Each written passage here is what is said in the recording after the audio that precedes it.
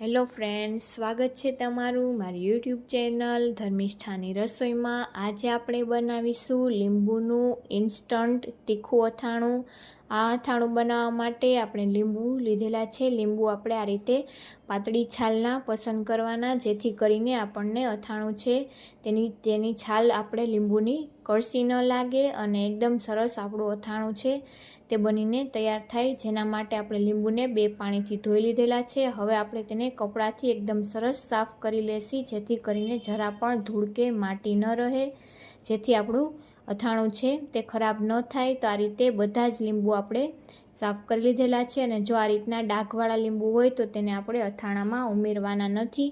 હવે આપણે સ્ટીમરમાં પાણીને ગરમ કરવા માટે મૂકેલું હતું। હવે આ રીતે કાણાવાળી પ્લેટમાં આપણે બધા જ લીંબુને ગોઠવી દેશું। તો આ અથાણું આપણે ઇન્સ્ટન્ટ બનાવીએ છીએ, જેથી આપણે 2 દિવસ રાહ જોવાની પણ જરૂર નહીં પડે અને એકદમ સરસ ઇન્સ્ટન્ટ આપણું અથાણું બનીને તૈયાર થઈ જશે। તો આ રીતે ડાઘવાળા હોય તે લીંબુ આપણે અલગ લઈ લેશું અને બીજા લીંબુને એકદમ સરસ આ રીતે બધા જ ગોઠવી દેશું અને તેને આપણે 15 થી 20 મિનિટ માટે ઢાંકીને સ્ટીમ થવા દેશું। તો ત્યાં સુધીમાં આપણે તેનો મસાલો કરી લઈએ। જેના માટે 1 ચમચી જેટલું આપણે જીરું લીધેલું છે, 2 ચમચી જેટલી વરિયાળી, 1 ચમચી જેટલા મેથીના કુરિયા અને 1 ચમચી જેટલા આપણે કાળા મરી લીધેલા છે। હવે બધી જ વસ્તુને આપણે પેનમાં ઉમેરી દઈશું અને તેને આપણે 2 થી 3 મિનિટ જેવું આ રીતે ડ્રાય રોસ્ટ કરી લેશું। તો એકદમ સરસ આપણે સતત ચલાવતા રહેશું અને એકદમ સરસ મસાલામાં સુગંધ આવવા લાગે ત્યાં સુધી આપણે તેને શેકવાની છે। તો આપણે ફ્લેમ સ્લો કરી અને એકદમ સરસ આપણે મસાલાને સારી રીતે શેકી લેશી, જેથી કરીને તેમાં જરા પણ જો મોઇસ્ચર હોય તો દૂર થઈ જાય અને આપણું અથાણું છે તે લાંબા સમય સુધી ખરાબ ન થાય।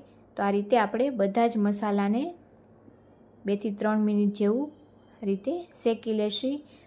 તો આ અથાણું છે તે જમવાનો સ્વાદ વધારી દે તેવું ટેસ્ટી બનીને તૈયાર થાય છે। તો તમે પણ ઇન્સ્ટન્ટ અથાણું બનાવીને ટ્રાય કરજો। હવે આપણે ફ્લેમ બંધ કરી અને તેમાં આપણે બીજા મસાલા ઉમેરીશું। તો 1 ચમચી જેટલી આપણે તેમાં હળદર ઉમેરી દઈશું અને ત્યારબાદ આપણે તીખું અથાણું બનાવીશું। તો જેના માટે આપણે લાલ મરચું પાવડર ઉમેરી દઈશું। તો આપણે કાશ્મીરી લાલ મરચું પાવડર ઉમેરીશું 4 ચમચી જેટલું, જેથી વધારે તીખું પણ નહીં થાય અને એકદમ સરસ આપણું ટેસ્ટી અથાણું બનશે। ત્યારબાદ આપણે તેમાં ચપટી જેટલો ગરમ મસાલો ઉમેરી દઈશું।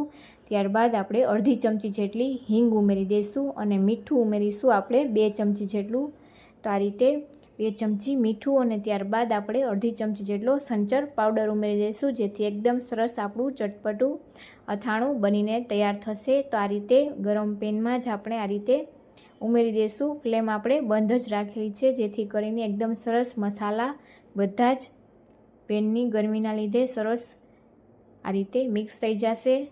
અને આપણે આ રીતે મસાલો બનાવતા સમયે એ વાતનું ખાસ ધ્યાન રાખીશું કે રેગ્યુલર જે મસાલા આપણે વાપરતા હોય તેમાંથી કોઈ પણ મસાલા નહીં ઉમેરીએ, જેથી અથાણું છે તે ખરાબ ન થાય।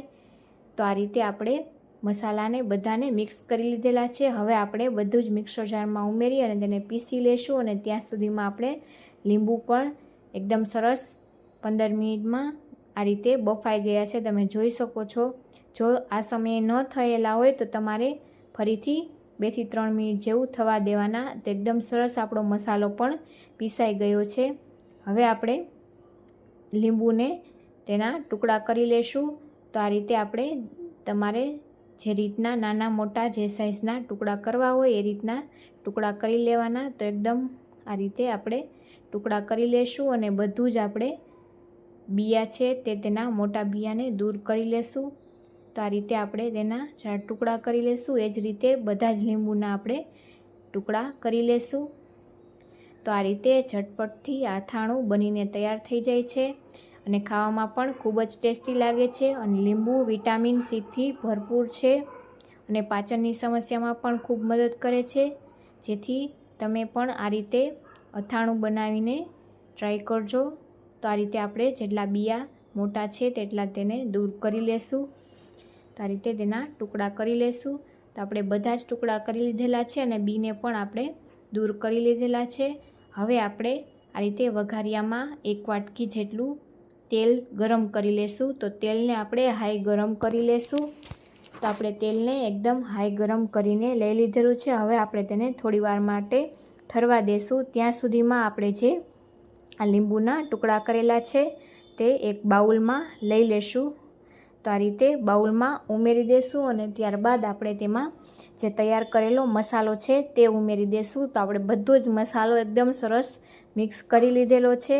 હવે આપણે તેને લીંબુમાં ઉમેરી અને પહેલાં આપણે લીંબુમાં એકદમ સરસ આ રીતે તેને મિક્સ કરી લેવાનો છે, જેથી એકદમ સરસ મસાલો લીંબુમાં કોટ થઈ જાય. તો આ રીતે એકદમ સરસ રીતે આપણે તેને મિક્સ કરી લેશું અને ત્યારબાદ જ આપણે તેમાં તેલ ઉમેરીશું. તો આ રીતે સરસ રીતે બધું જ મિક્સ કરી લેશું.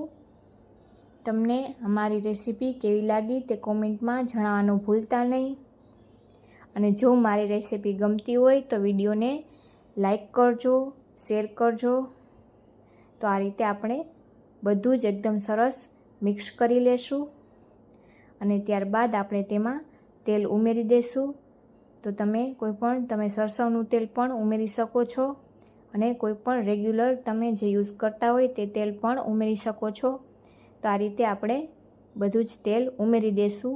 તો તેલ અને મસાલો એકદમ સરસ વધારે હશે તો આપણું અથાણું છે તે લાંબા સમય સુધી ખરાબ નહીં થાય.